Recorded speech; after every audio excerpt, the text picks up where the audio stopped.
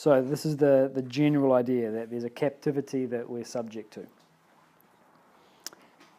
Then he moves on to discuss the domestic prison. So he says, children from birth to around 12 years are virtually captives in their own home. The parents control them entirely. Every child is on a leash. It is told what to do and what not to do, what to eat or what not to eat, what clothes to wear and what not. Every step of its life is directed, controlled. Their control seems quite legitimate, as children lack the intellect to fend for themselves. But the problem arises when parents and guardians exceed the limits in using their power to govern their children. A common weakness among people is to use their power freely. One needs strength of character to have all the power and not use it unless essential to do so. But the world lacks this character, and parents abuse their privilege by exercising the power freely upon their children. As a result, the present domestic scenario has reached a ridiculous state. Imagine the police being summoned to control and punish parents for turning violent to their own children. So that's an extreme example, but it's what he's talking about is a general tendency. So, first of all, this idea of character. Now, we can define character in a number of different ways. So the word character has, in this context, a positive connotation. He's a man of character. So he says, character then is to have power and not use it, unless essential to do so. So essential means, why would you use it then? For their safety. Yeah. But yeah, for others' benefit, or because it's your obligation. So you would exercise your. Let's stay with the example. You would exercise your power over a child when you know it's the right thing to do for the child's well-being. Now, any time, and let's just stay with this context, but the points we're discussing are applicable in any relationship or any circumstance. The only time that we exercise control over another person is when we feel and when we know we have to do it for their best interests. This is the ideal.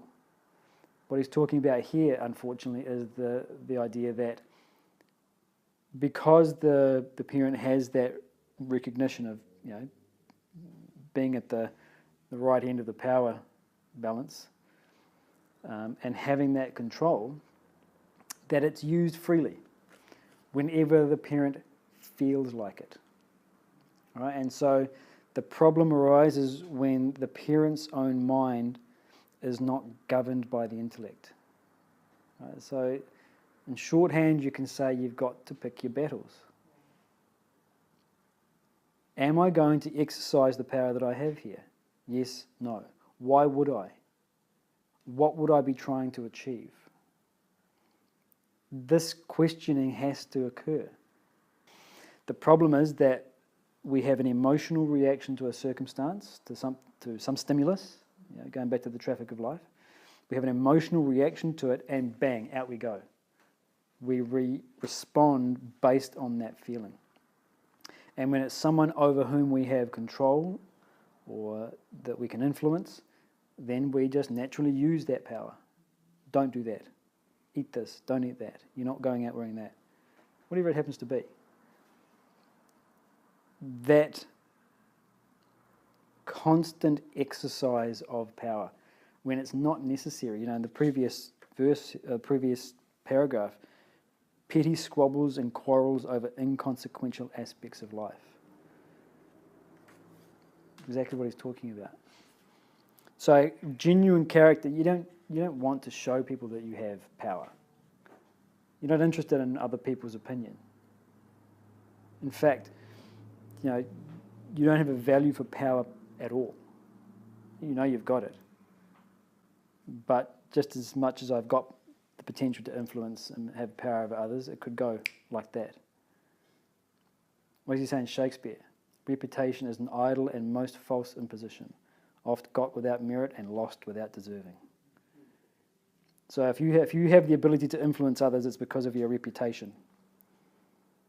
And your reputation can disappear overnight, often without merit, lost without deserving. You didn't deserve to lose it. Someone made up a lie about you, and everybody believed that you've lost all of your influence. If I'm attached to power and influence, I suffer greatly. But to have character When all that power and influence is taken away, unjustified, what's your reaction? It comes and it goes. I had it, and now I don't have it. That chapter of my life has closed, where I could influence others, etc., and so on and so forth. My political career is over. My broadcasting career is over.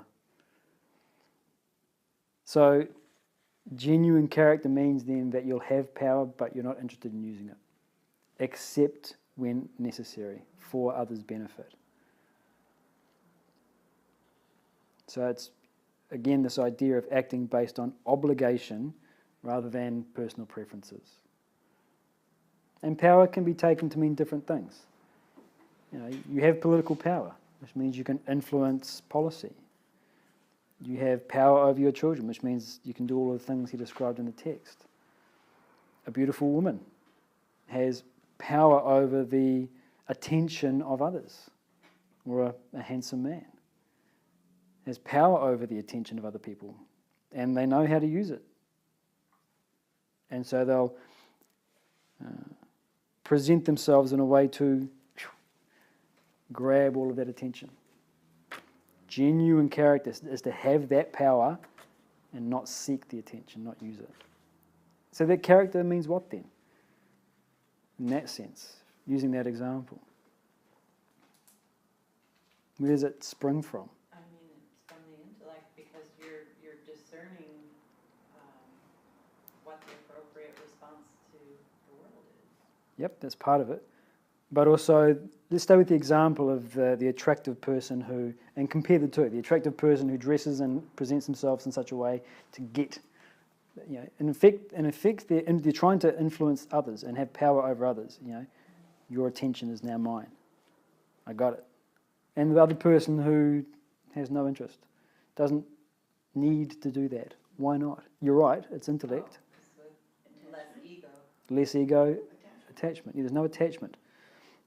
So character springs from that self-sufficiency.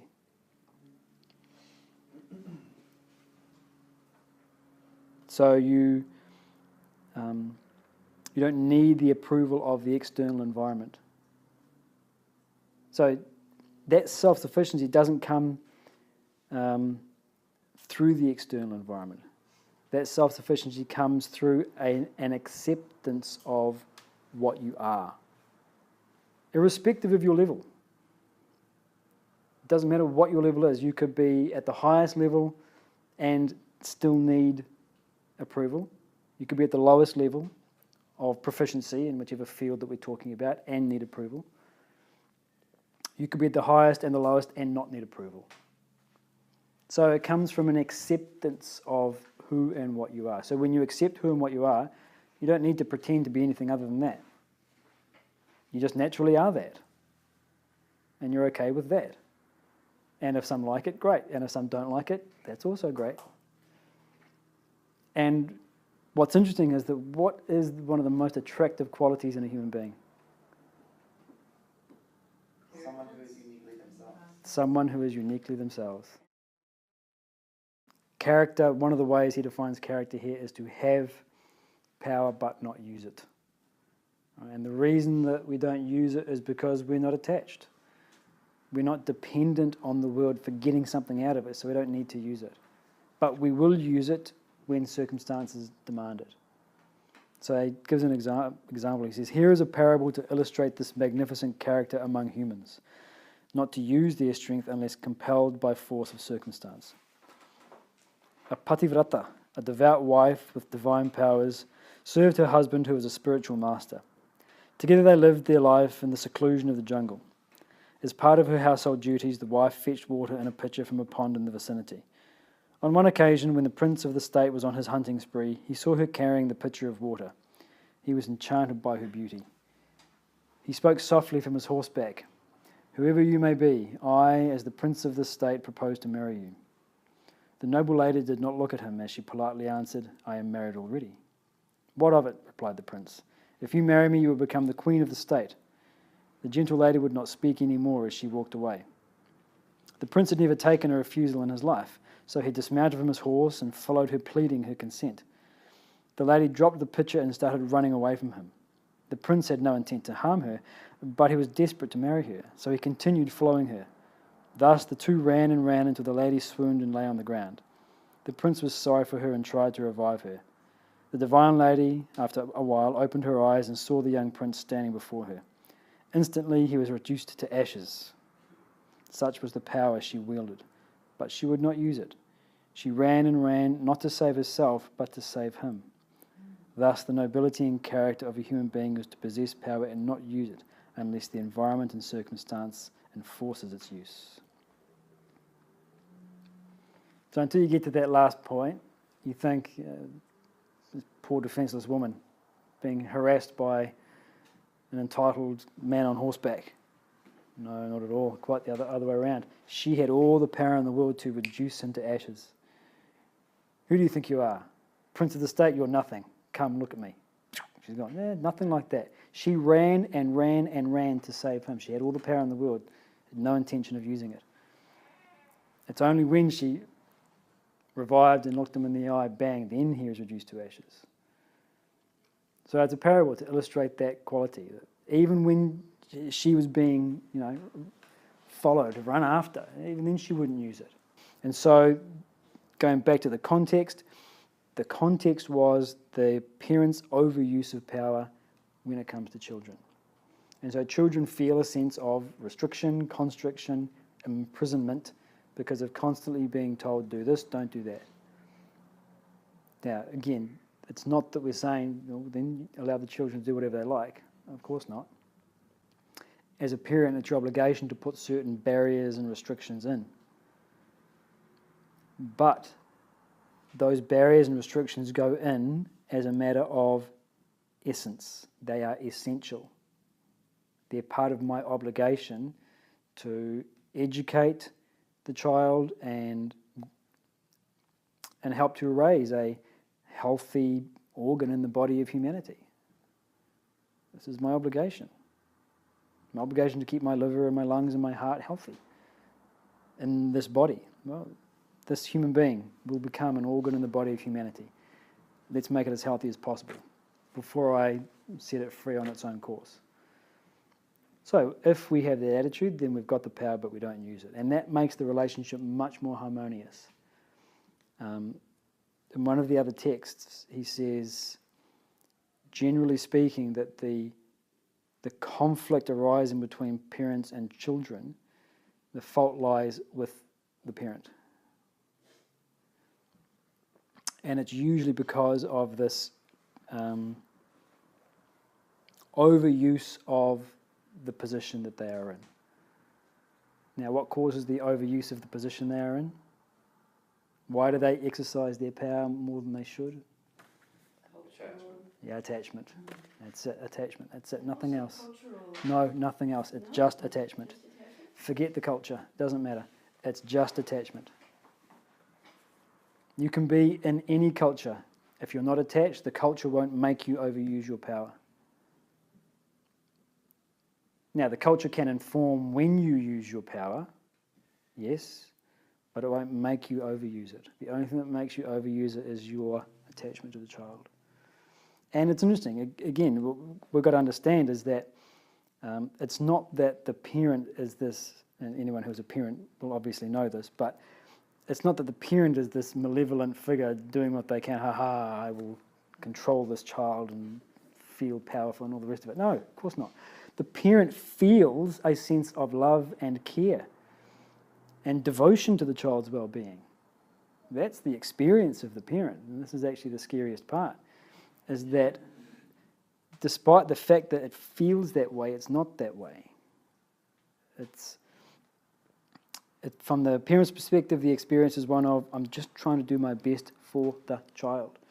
The problem is, it is the attachment which distorts the perspective, distorts the perception of what's going on. And so, this is why we say, in any relationship that you are in, the greatest service you can do for that person is to drop your attachment. You can't do anything better. Yes, there are financial obligations to the person. Yes, physical. emotional, intellectual things that you can do to support that person, nothing comes close to eradicating your own attachment. That's the best thing you can do.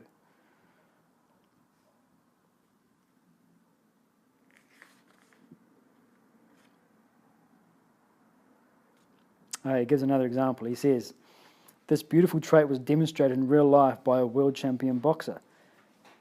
A few decades back, a small-built man accidentally bumped into the champion in a crowded mall in the United States. Instantly, the man screamed at the boxer, "You got to look where you're going, man." The other politely bowed down and apologized. "I'm sorry."